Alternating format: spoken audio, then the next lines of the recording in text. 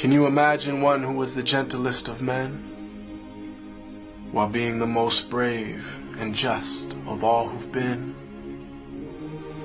One who conquered all desires of self that make men weak,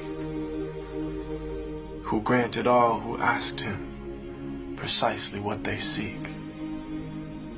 whom only jewels poured out his mouth whenever he would speak, who was the gem amongst the stones of men who shined unique.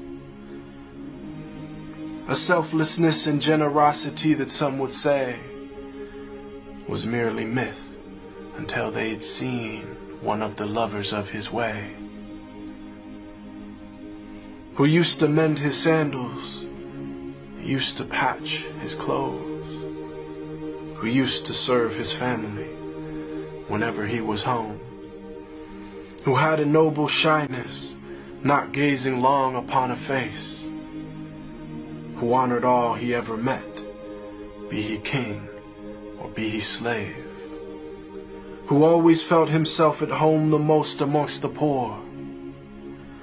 who never angered for himself, but only for his Lord, always just, always truthful, conscious of the one, even if it brought discomfort to himself and those he loved. A satiated stomach his whole life was rarely felt,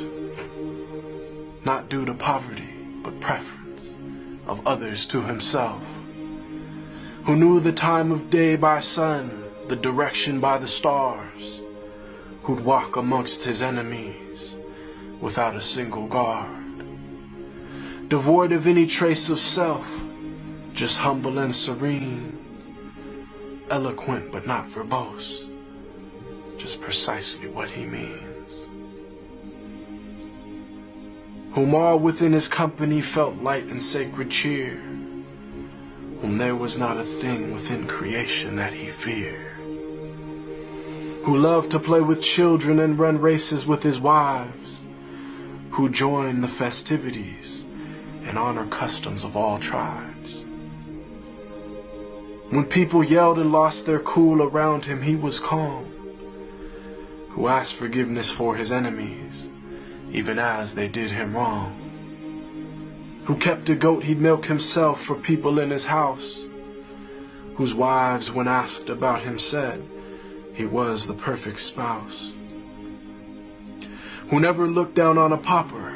or flattered once a prince, who called every soul unto the one without even a flinch. Every single gorgeous trait of character he had, of noble lineage, yet he was the orphan of his clan, one imbued with wisdom and piercing inner sight, yet he was the unlettered one, who'd neither read nor write. All knowledge and trait of character unflawed were placed inside his very being directly by Allah. The way to salvation and triumph after death, to detachment and joy in life with each and every breath, to walk the righteous path and never falter come what may. May Allah give us success in following his way. They call him Al-Amin, the trustworthy, the honest, and I call him beloved, my master, Muhammad.